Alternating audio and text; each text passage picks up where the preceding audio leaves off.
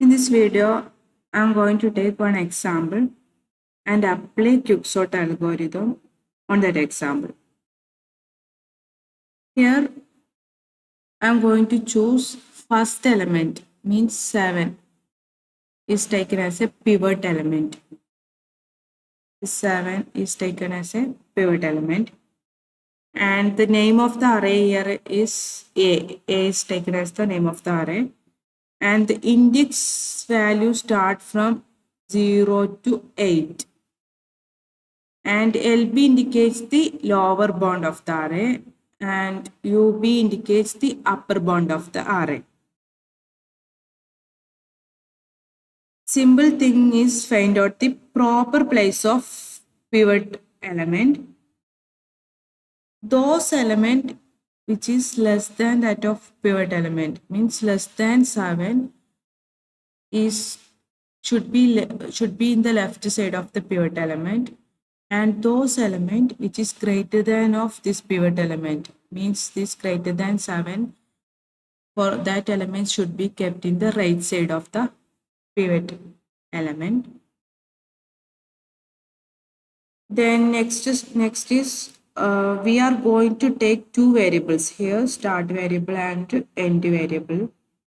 Start is move from left to right and end move from right to left. Means if you find any element which is less than or equal to this pivot element, means here 7, then we increment the start variable.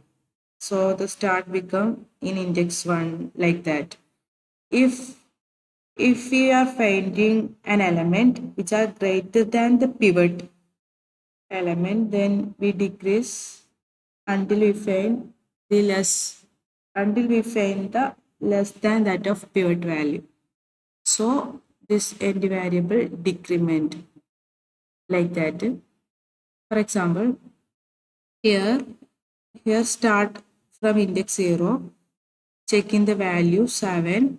7 is less than or equal to pivot value. Condition is true because 7 is equal to that pivot value. Pivot value here is taken as a 7. So increment this start variable from index 0 to index 1. So come here and again check in the condition. Here the value is 6. 6 is less than or equal to pivot value. 6 is less than that of pivot value. Pivot value is here is 7. So 6 is less than. So condition becomes true. So increment again from index 1 to index 2. So start is here. Then again check the end variable. 7. 7 is greater than that of pivot value. No, the condition become false. So no change here. No need to decrement the end variable.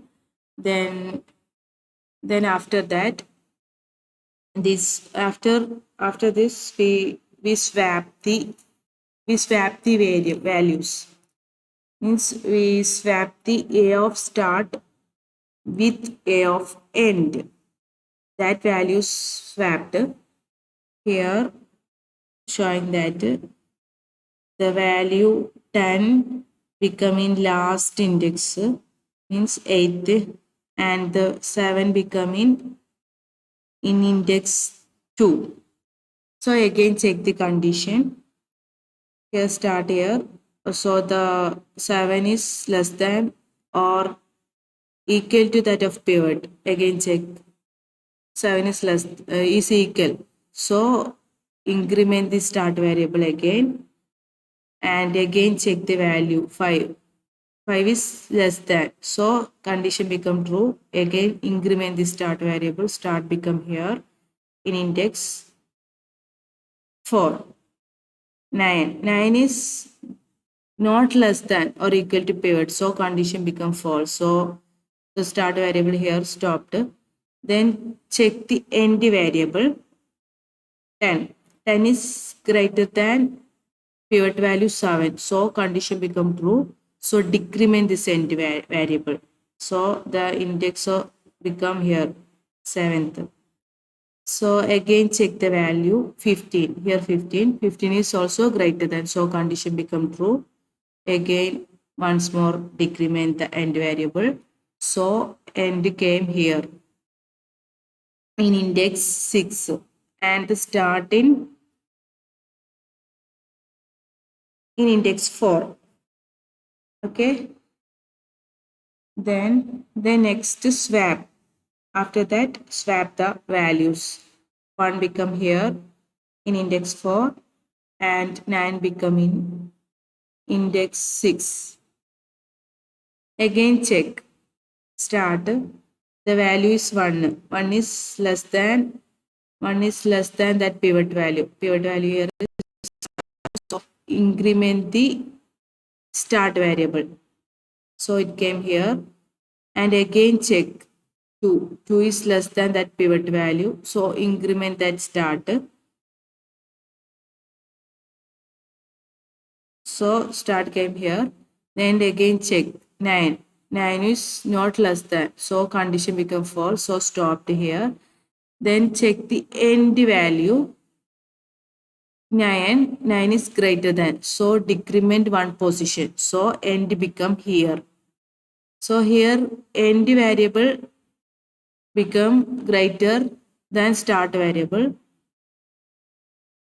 So swap the pivot value, start the pivot value with this 2. So swap that 2 become in index 0th position and 7th became here.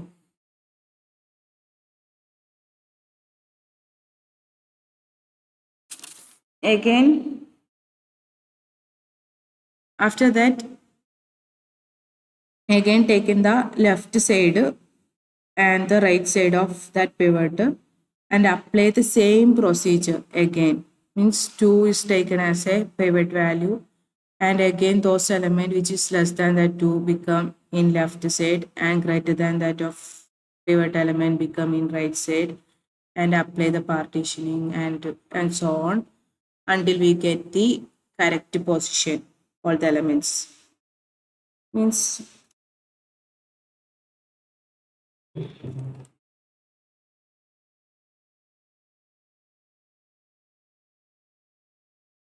if I write down the partition method in coding, how we write means partition of a array, then lower bound, then upper bound, then pivot. Choose the start element as pivot. A of LP is taken as a pivot, and next start is take two variables. Start equal to LP and end equal to upper bound. Then now we are going to apply the loop. Well, start variable is less than end means we check the A of start is less than pivot, less than or equal to pivot. If it is true, then increment the start variable. I explained with the example, so you can understand easily. Then again check while A of end value is greater than pivot. If it is true, then decrement the end. Decrement the end variable. If start becomes less than end means swap the A of start and A of end values. And if it become false means if the end, for example here, end become greater than, end variable become greater than start variable means we swap the A of LP lower bound with the A of end, array of end. End means end in end variables position. So return the end means return this index 5. After that, this last algorithm is how we are going to write the quicksort. Quicksort of array lower bound and upper bound. If lower bound is less than upper bound, then partition function return the end will store this returning value of partition in the lock variable. Then again quicksort, call the quicksort on subarray recursively. A LB lower bound, then location -1.